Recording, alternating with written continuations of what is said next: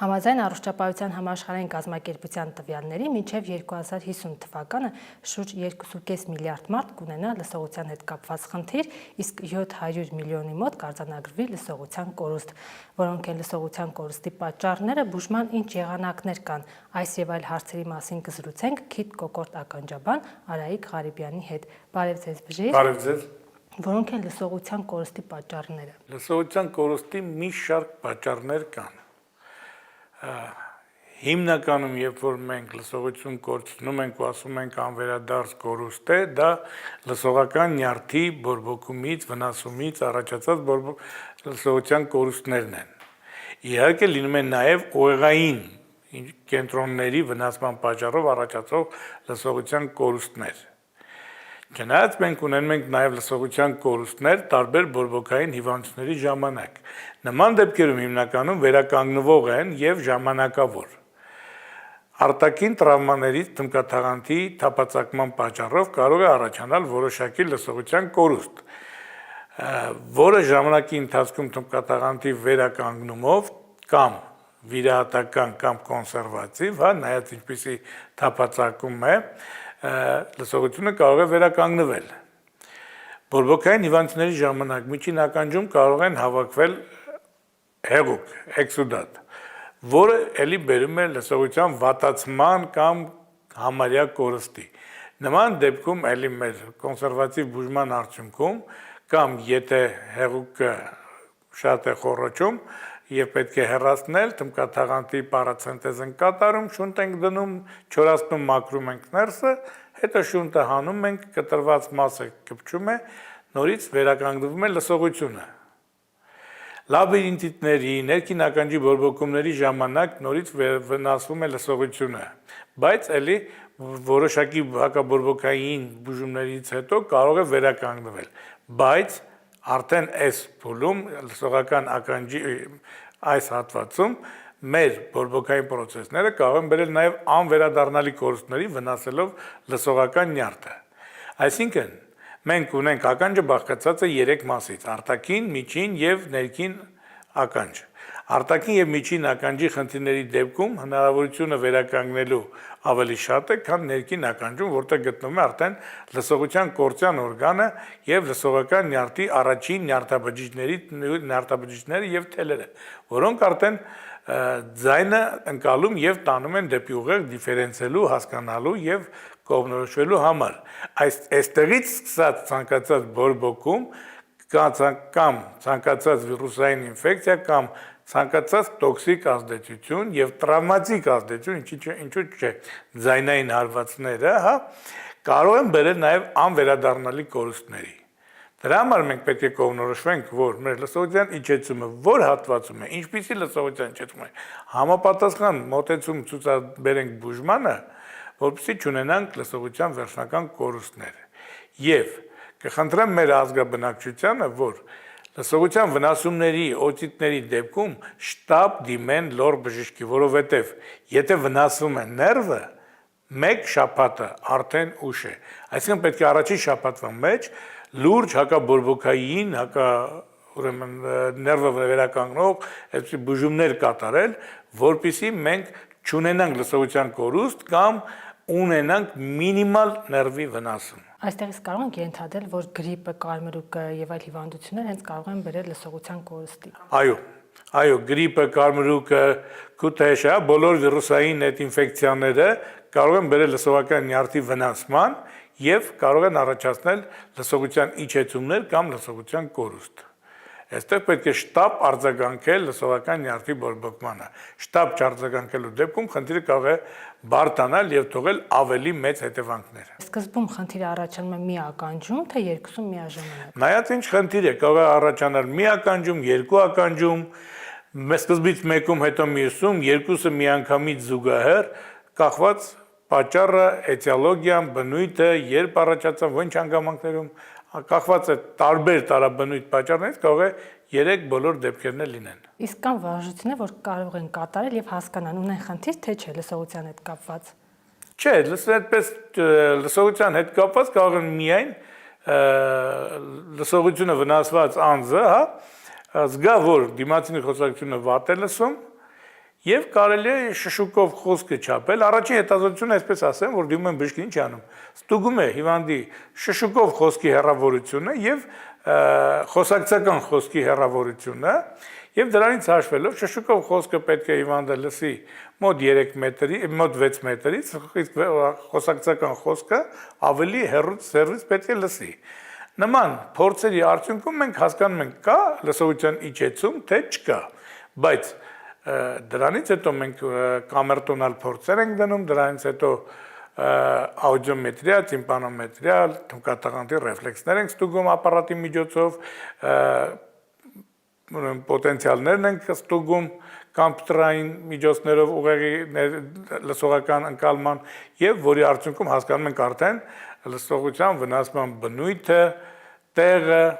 վիճակը, մնացած բոլոր պարամետրերը, որոնք արդեն վնասվում են լսողության վնասման ժամանակ եւ դրանից ելնելով արդեն կոնկրետ մասնագիտացված բուժում է ցուցադրվում։ Այն երեխաները, ովքեր դեռ չեն խոսում, չեն կարողանում հասկացնել, որ լավ չեն լսում, իրենց դեպքում ծնողը ոնց պետք է հասկանա։ Նայեք, ծնողը եթե ուշադիր է, նկատում է, որ երեխան երբ ականջը ցավում է, ձեռքը տանում է ականջը։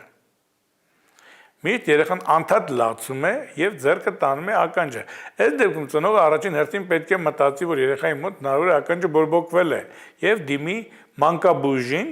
եւ մանկաբույժի ցուցումով անհրաժեշտության դեպքում նաեւ քիթ-կոկորտ ականջաբանին, որովհետեւ նայեն երեխայի վիճակը։ Հիմա Հայաստանում մենք նաեւ կատարում ենք նորածինների սկրինինգ, որի արդյունքում մենք իմանում ենք երեխան ծնվելուց հետո լսողական խնդիրներ ունի, թե չունի։ Նյարդը վնասված է, թե վնասված չէ ներարգանդային կյանքում։ Եվ սկրինինգի արդյունքում բավականին լավացել է իրավիճակը, այսինքն շուտ հայտնաբերվում են երեխաների մոտ խնդիրները, հետևում են մանկական սուրդոլոգների կողմից եւ հետագայում արդեն երեխաները գնում են վիրահատության, որը Հայաստանում գիտեք, կատարվում է լսողական, այսպես ժողովրդի լեզվով ասած, չիպ են դնում, հա, եւ երեխաները սկսում են լսել։ Ինչի համար է պետք վաղ մանկական շրջանում այդ լսողական չիպերի տեղադրումը կունկոսկրի մեջ, որպեսզի երեխայի մոտ ձևավորվի խոսքը։ Եթե նորածին երեխան առաջի 3 տարվա մեջ չի լսում, իր մոտ խոսքն չի ձևավորվում եւ առաջանում են այն ինչ որ մենք գիտենք նախկում, հա, խուլ ու համրերը։ Հիմա սկրինինգի եւ Հայաստանում կատարվող լսողական չիպի տեղադրման աշխատանքների շնորհիվ երեխաների մոտ խուլ ու համրության, հա, չլսելու եւ չխոսելու խնդիրը մինիմալիզացվել է։ Այն երեխաները, ովքեր ուշ են խոսում, հնարավոր է լսողության հետ կապված խնդիր ունենան, թե կապ չունի։ Նայեք, ապարատային ստուգումներով մենք կարողանում ենք ժամանակից շուտ ախտորոշել ներվի վնասումը։ Բորբոքումները ցանկացած չխոսացող երեխա ինքը ցավի դեպքում լաց է լինում եւ ձեռքով ցույց է տալիս։ Իսկ եթե երեխան չի խոսում, բայց մեծ է, նա ժեստիկուլյացիան ավելի զարգացած է, նա ավելի կարողանում է չխոսելով գոնե հասկացնել ինչ խնդիր կա իր մոտ։ Իհարկե ծնողի դերը մեծ է։ Ծնողը երեխայի ամբողջ շարժումը, նստելաձևը, պահվածքը օրվա մեջ պետք է այնքան լավ իմանա, որ ոչ միայն լսողական ներվետ կապված, այլ ցանկացած երեխայի խնդիր երեխայի դեմքին նայելով զգա հասկանա։ Կատարածված կարծիք, որ կեսարյան հատման դեպքում հնարավոր են լսողական խնդիրներ երեխայի մոտ, դա միֆ է թե իրականություն։ Միֆ է, ես նման բան չեմ հանդիպել ոչ գրականության մեջ, ոչ էլ պրակտիկայում, ոչ էլ իմ գինեկոլոգ գոլեգաներից, հա, որ երեխային կեսարյան հատումով արեցին ու չկա նման բան։ Որ ախտանշաններն են հուշում խնդրի մասին, օրինակ աղմուկ ականջներում կամ Ինչ-որ 90-ականներին հեռուստացույցը, որ մի ասում եք, մեն տարօրինակ ձայներ չէ գալիս երկար, դրանք հուշում են լսողության։ Հիմա նայեք, այդ լսողության վնասման տարբեր ձևեր վնասումից հետո, հա, գլխում ձայնի տարբեր ձևեր կան։ Մարդիկ կան գանգավում են գլխում միշտ գետի խշշոցից, մարդիկ կան ձայնը համեմատում են այդ հեռուստացույցի այդ տզոցի հետ, երբ որ ճիշտ եք ասում, լրատվության ժամը վերջանում էր ու մի հատ այսպես միատոն, հա, տարբեր այդ ձայներ մարդիկ զգում են իրենց գլխում, կախված որ հատվածի վնասում է, ինչպեսի վնասում է, ինչ կա եւ այդ աղմուկը ականջներում, հա, իմ ասում են ավելի ընդունված մոդայիկ բառ կա տինիտուս, տինիտուսը մարդիկ նշում են այն ժամանակ, երբ որ կա կամ լսողության խանգարում, կամ ուղեղի արյան շրջանառության խանգարում։ Այսինքն, եթե կա աղքաժներում աղմուկ, դա չի նշանակում, որ լսողության խանգարման հետևանք է։ Հնարավոր է ներուղեղային գլխուղեղի անոթների խցանման, սնուցման, խանգարման, արյան շրջանության խանգարման արդյունք էլ լինել նման խշշոցները։ Դրա համար առաջի հերթին ինչ ենք անում մենք։ Ստուգում ենք լսողական ներվը, կատարում ենք աուդիոմետրիա, եթե մենք մեր կողմից ճշտում ենք լսողական ներվի հետ կապված խնդիրները, արդեն հիվանդներին առաջարկում ենք դիմել նյարդաբանի, ավելի խորացված արդեն նյարդաբանական հետազոտություններ անցնելու համար։ Գլխուղեղի անոթների դոպլեր, պարանոցի անոթների դուպլեքս եւ ի վերջո ամենավերջում մագնիսային տոմոգրաֆիա, MRT, որից հետո մենք հասկանում ենք արդեն ուղեղիում ինչ խնդիրներ կան, ուղեղի արյան շրջանառության խանգարումներ կան, թե չկան, կամ ուղեղում ինչ-որ դա նորագոյացությունների հետևանք է, ցանկացած այլ խնդիրներ արդեն մենք MRT-ի միջոցով հայտնաբերում ենք բժիշկների կլինիկայի հետ համատելով եւ նյարդաբանները զբաղվում են արդեն նման խնդիրների բուժմամբ։ Մենք զբաղվում ենք միայն լսողական նյարդի հատվածի բորբոքման կամ վնասման պատճառով առաջացած ձայնի խանգարումների, լսողության իջեցման եւ աղմուկի բուժմամբ։ Հատկապես երիտասարդները մեր օրերում առանց ականջակալների չեն դիմանում, դրանք վնասում են լսողությանը։ Իհարկե, երբ որ պետք է շատ հազվադեպ օգտագործենք լսողական այդ ականջակալները։ Նախ ինքը ականջակալը վնաս է լսողական նյարդի համար, որովհետև ականջի մեջ դնելով ձայնային հարվածը ուղիղ տեղի ունեն լսողական դմկաթաղանթին, լսողական ոսկրիկներին եւ լսողական նյարդային համակարգին եւ վնասում է մեր լսողությանը։ Երկրորդ, ականջակալները շեղում են ուշադրությունը։ Բավականին վերջերս մի դեպք երիտասարդ տղա դիմեց մեր հիվանդանոց, երբ որ ինքն էր ընթացքի մեջ մեքենային խփել, ոչ թե մեքենաներ իրեն խփել։ Փողոց անցնելուց ականջակալները երկու կողմից ականջներում չէր լսել մեքենայի ձայնը, չէր նկատել մեքենային եւ մեքենան երբ իր դեմով անցել էր, ինքը գնաց է խփել էր մեքենայի կողքին։ Փառք Աստծո շատ մեծ վնաս չէր եղել, այնտեղ քտի կոտրված եւ ճակատի մաշկի վնասում կտրվածներ, պատրվածներ եւ այլ բավարարվեցինք նման վերքի մշակումով կարելի դնելով եւ քիթը ուղղելով, ներգանգային բարձուններ չկար եւ այլ չկար, բայց եթե ինքը 2 րոպե առաջ այդ ճանապարհը անցներ, ինքը դուրս կգար մեքենայի դեմը եւ նման դեպքում խեղճ վարորդը պետքա պատասխան տար իրեն հարվածելու համար։ Այստեղ այնքանով վարորդի բախտը բերեց, որ ինքն էր կողքից եկել խփել մեքենայի հետևի դռանը։ Եվ ընդհանրապես էսթետիկ առումով էլ ճիշտ չէ, որովհետև փողոցում քայլում ես, թվում է մեկը քեզ հետևից ձայն է տալիս։ Թեկմաս տեսնես ինքը իրեն խոսելով գնում է, դու հասկանում ես, որ չէ, հեռախոսով ինչ որ մեկի հետ է խոսում։ Կամ նախկինում փողոցում քայլում էին հիմնականում հոգեկան խանգարումներ ունեցող մարդիկ, երբ որ խոսելով գնում էին, բոլորը գիտեն, որ ինչ որ հոգեկան խնդիր ունի։ Հիմա բոլորը փողոցում գլուխները շարժելով, խոսելով գնում են։ Չգիտես արդեն, հետո ես հասկանում, երբ որ կողքից տեսնես ականջակալ, կամ լսում ես խոսակցություն, հասկանում ես, որ ինքը ինչ-որ մեկի հետ զրուցելով գնում է։ Էսթետիկ առումով օրինակ իմ համար շատ տհաճ է փողոցում տեսնել նման մարդկանց խոսելով, քայլելիս։ Եվ ի վերջո, գոնե ականջակալները կիրառելիս պետք է օգտագործել 60-60 կանոնը։ Այսինքն ականջակալներում պետք է ձայնի բարձրությունը բարձր չլինի 60 դեցիբելից եւ չի կարելի ավել դնել 60 րոպեից։ Այսինքն 60 րոպե, մաքսիմում 60 դեցիբել կարելի է օգտագործել լսողական սարքը, որից հետո այն պետքա դնել մի կողմ եւ հանգստանալ։ Մենք առողջի ծիրիկուն մեր ականջին է։ Ես ինքս շատ վիրաբույժներ լսողական սարքը ականջին վիրատում են եւ ընթացքում զանգերին պատասխանում։ Ես երբևիցե վիրատության ժամանակ լսողական այդ ականջակալ չեմ դնում իմ ականջին։ Ընդհանրապես չունեմ էլ ականջակալ։ Մեքենայի մեջ ականջակալով կարծես թե հարմար է, չի խանգարում քեզ մեքենան վարելուն, բայց շեղում է ուշադրությունը միևնույն է։ Եվ երկրորդ, ականջակալը ժամերով ականջին դրած, ինքը վնասում է ականջը։ Կարելի է մեքենայի մեջ դնել ձեռքի տակ հարմար մի տեղ, որպեսզի զանգի ժամանակ վերցնել դնել ականջին, խոսել, հետո նորից ականջից վերցնել դնել հարմար ձեռքին մի տեղ։ Կամ այսօրվա նոր մեքենաների մեջ այդ լսողական համակարգը ամբողջ կա, հա, կարելի է բարձրախոսով վերջը մեքենայի լսողական համակարգի միջով հեռախոսով խոսել։ Կամ ընդհանրապես մեքենայի մեջ չխոցել։ Ականջակալներից դժուժած քաղաքացիների շատ եք հանդիպում։ Իհարկե, լսողական ներվի վնասումով շատ քաղաքացիներ են հանդիպում, բայց վթարի հետ դեպք կապված բավականին վերջերս մեր կլինիկայում այդպիսի դեպք բերեցին։ Ականջի փայտիկները որքանով են վնասում։ Ականջի փայտիկները ոչ թե վնասում են լսողությանը,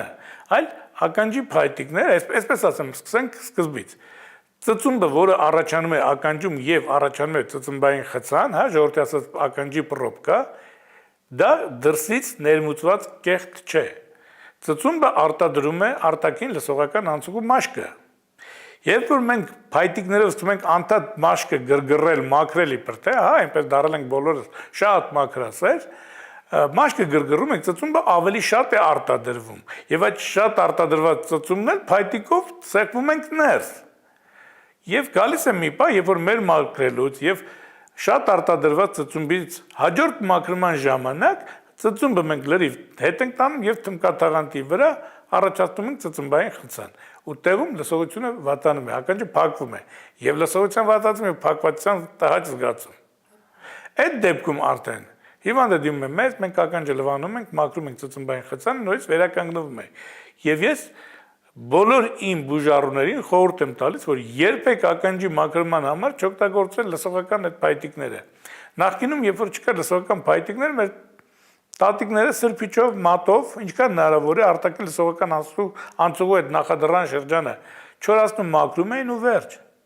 Ոչ մեկ չէր մտնում, տարին մեկ անգամ կամ երկու անգամ լուցկու վրա բամբակ փաթաթելով մաքրեին, թե չփակրեին ականջները։ Հիմա օրը 3 անգամ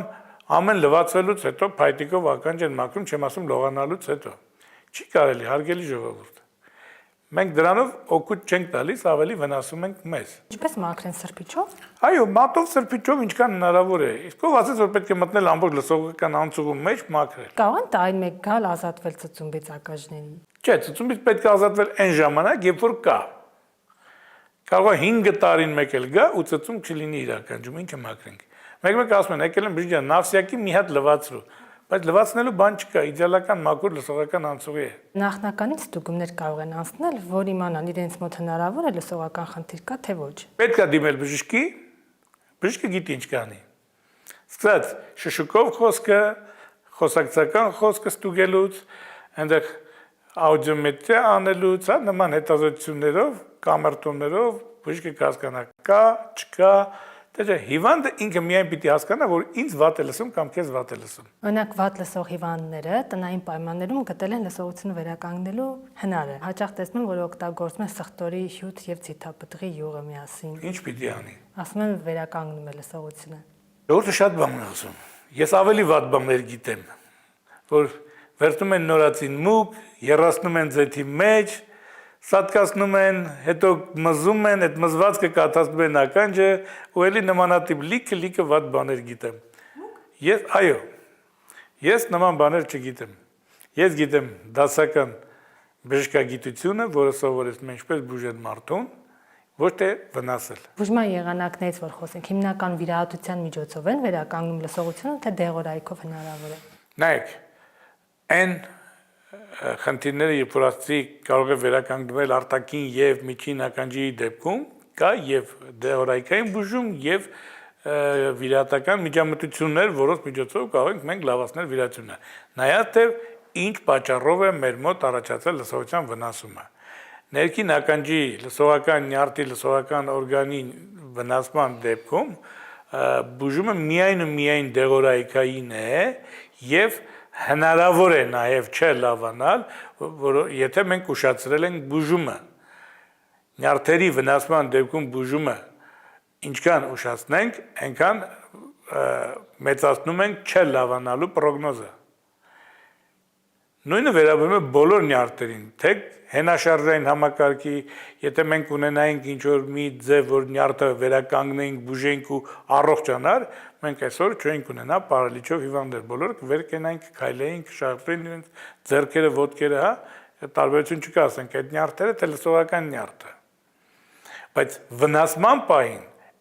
առաջին մեկ շաբաթվա մեջ նորմալ, լուրջ, ճիշտ մասնագիտացված գրագետ բուժման դեպքում հնարավոր է փրկել նյարդը, որպեսզի աննշան վնասում լինի կամ առողջանա։ Մեծ հասակում, որ ունենում են լսողության խնդիր, դա կապ ունի երիտասարդ ժամանակ նյարդի վնասման հետ։ Կարող է եւ մեծ ժամանակ է վնասվել։ Եվ տարիքային խնդիրների հետ կապված էլի կարող է ժամանակի ընթացքում լսողական նյարդը վնասվել եւ առաջանա խնդիրներ։ Հիմնական համարում են, չէ՞, ծերերի հիվանդություն, որ բոլոր ծերերը չգիտես ինչու պետք է ունենան այդ խնդիրը։ Ասում են ծերերի հիվանդություն, բայց չէ, երիտասարդների մոտ էլ բավականին տարված է լսողության վատացումը։ Առավել ես հիմա երբ որ շատ ենք օգտագործում լսողական այդ ականջակալները։ Հետևաբար ինչ անել լսողության հետ կապված խնդիր չունենալու համար։ Պետք է առաջինը հետևել 60-60 կանոնին։ Եթե լսում ենք 60 րոպե, եթե լսում ենք 60 դեցիբելից ոչ բարձր։ Ցանկալի է մեծ ականջակալներ, որոնք փակում են ականջախեցին, ոչ թե փոքր ականջակալներ, որոնք դնում են լսողական անցուղու մեջ։ Եվ մեծ ականջակալներով էլ նորից էլի հետևել 60-60 կանոնին։ Երկրորդ, չօգտագործել օտոտոքսիկ դեղորայք, չօգտագործել օտոտոքսիկ ինչ-որ նյութեր, պրեպարատներ, թունաքիմիկատներ, հա, զերծ մնալ նմանատիպ նյարդերը վնասող խնդիրներից։ Պետք է ուշադիր լինել ճնշման բարձրացումներին, որովհետև շատ հաճախ լսողականները վնասվում է գերճնշումների ժամանակ։ Երբ որ առաջանում է ինչպես ուղեղում կաթված, հա, նմանատիպ նաև կաթված առաջանում է լսողական նյարդի վրա եւ վնասում է լսողական նյարդը։ Նման բաներից խուսափելը, հիգիենայի պահպանումը կարող է բերել նրան, որ մենք չունենանք լսողական խնդիրներ։ Պետք է հետևել նաև խոլեստերինին, արյան անոթների մեջ խցանման պատճառ հանդիսացող պրոդուկտների պակասեցմանը, քչացմանը, որպեսզի մենք չունենանք լսողության վնասումներ։ Այսօր նույնիսկ այն բարերում, հա, ռեստորաններում են բարձր երաժշտություն սպասարկող անձիկ, հա, դիջեյներ, երաժիշտներ, երգիչներ, երգչուհիներ, ովքեր ամենաշատ դժվար խավն են։ Թվում է թե իրենք սիրում են իրենց այդ միջավայրը, այդ երաժշտությունը, այդ բարձր ձայները, բայց չէ, իրանք ավելի շատ են դժում եւ իրենց մեծ մասը ունենում է լսողական խնդիրներ։ Հետևաբար համերգների ժամանակ դիմացը նստել պետք չէ։ Հարսանիքների ժամանակ էլ ինչքան երաժիշտներից հեռու, այնքան ապահով լսողական նյարդի համար։ Շնորհակալություն։ Խնդրեմ ձեզ շնորհակալություն։ Մենք զրուցում էինք Քիթ Կոկորտ ականջաբան Արայիկ Ղարիբյանի հետ։